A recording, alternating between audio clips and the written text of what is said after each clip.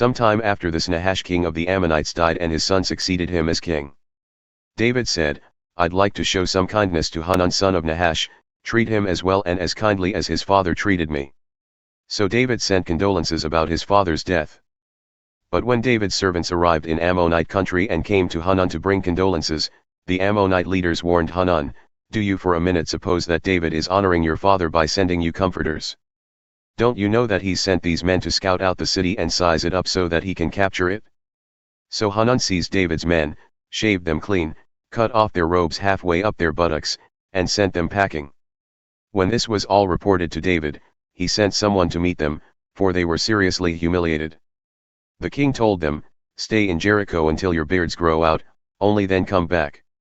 When it dawned on the Ammonites that as far as David was concerned, they stank to high heaven, they hired, at a cost of 1,000 talents of silver, 37.5 tons. Chariots and horsemen from the Arameans of Naharaim, Maacah and Zobah, 32,000 chariots and drivers, plus the king of Maacah with his troops who came and set up camp at Medeba. The Ammonites, too, were mobilized from their cities and got ready for battle. When David heard this, he dispatched Joab with his strongest fighters in full force. The Ammonites marched out and spread out in battle formation at the city gate. The kings who had come as allies took up a position in the open fields. When Joab saw that he had two fronts to fight, before and behind, he took his pick of the best of Israel and deployed them to confront the Arameans. The rest of the army he put under the command of Abishai his brother and deployed them to deal with the Ammonites. Then he said, "If the Arameans are too much for me, you help me, and if the Ammonites prove too much for you, I'll come and help you. Courage. We'll fight might and main for our people and for the cities of our God. And God will do whatever he sees needs doing." But when Joab and his soldiers moved in to fight the Arameans, they ran off in full retreat. Then the Ammonites, seeing the Arameans run for dear life, took to their heels and ran from Abishai into the city. So Joab withdrew from the Ammonites and returned to Jerusalem. When the Arameans saw how badly they'd been beaten by Israel, they picked up the pieces and regrouped. They sent for the Arameans who were across the river. Shophach, commander of Hadadezer's army, led them. When all this was reported to David, he mustered all Israel, crossed the Jordan, advanced, and prepared to fight. The Arameans went into battle formation, ready for David, and the fight was on. But the Arameans again scattered before Israel. David killed 7,000 chariot drivers and 40,000 infantry. He also killed Shophach, the army commander.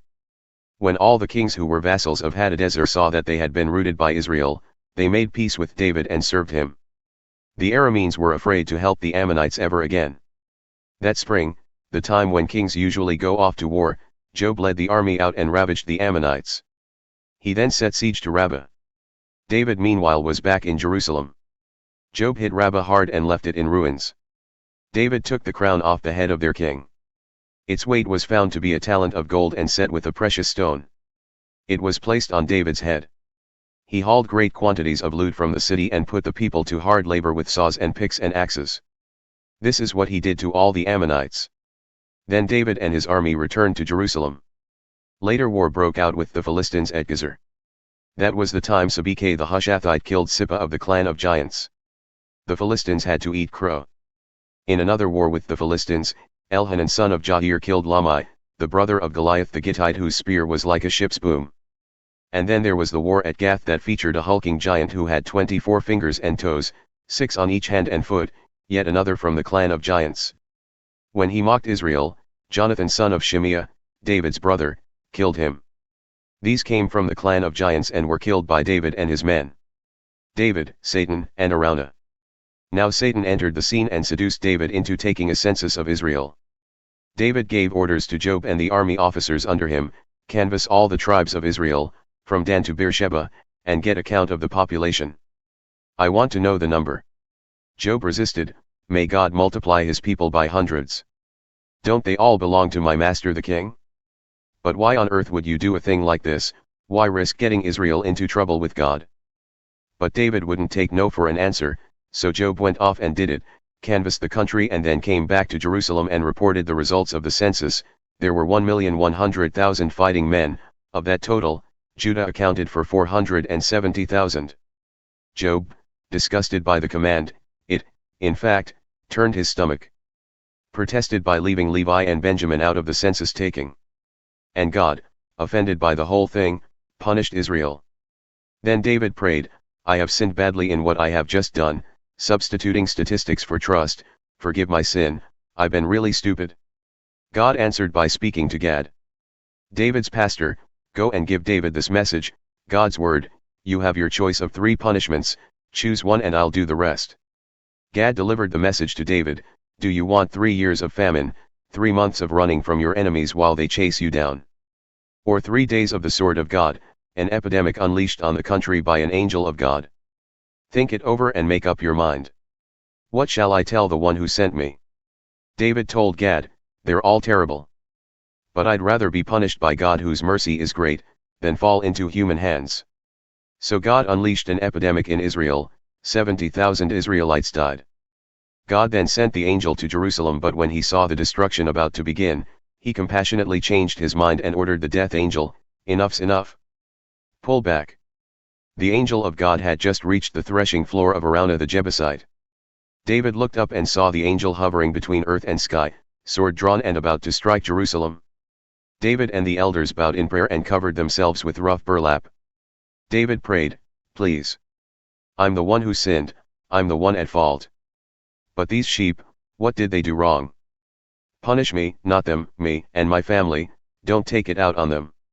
The angel of God ordered Gad to tell David to go and build an altar to God on the threshing floor of Araunah the Jebusite. David did what Gad told him in obedience to God's command. Meanwhile Araunah had quit threshing the wheat and was watching the angel, his 4 sons took cover and hid. David came up to Araunah. When Araunah saw David, he left the threshing floor and bowed deeply before David, honoring the king. David said to Araunah, give me the side of the threshing floor so I can build an altar to God. Charge me the market price, we're going to put an end to this disaster. O master, my king, said Araunah, just take it, do whatever you want with it. Look, here's an ox for the burnt offering and threshing paddles for the fuel and wheat for the meal offering, it's all yours. David replied to Araunah, no. I'm buying it from you, and at the full market price. I'm not going to offer God sacrifices that are no sacrifice. So David bought the place from Araunah for 600 shekels of gold. He built an altar to God there and sacrificed whole burnt offerings and peace offerings. He called out to God and God answered by striking the altar of whole burnt offering with lightning. Then God told the angel to put his sword back into its scabbard. And that's the story of what happened when David saw that God answered him on the threshing floor of Araunah the Jebusite at the time he offered the sacrifice.